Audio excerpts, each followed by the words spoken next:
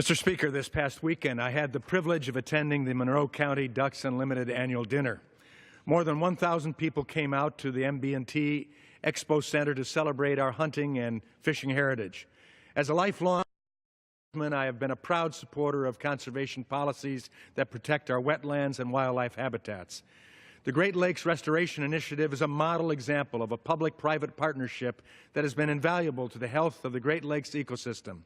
The GLRI has received widespread bipartisan support because of the economic and environmental benefits it brings to Lake Erie, the state of Michigan, and the entire Great Lakes region.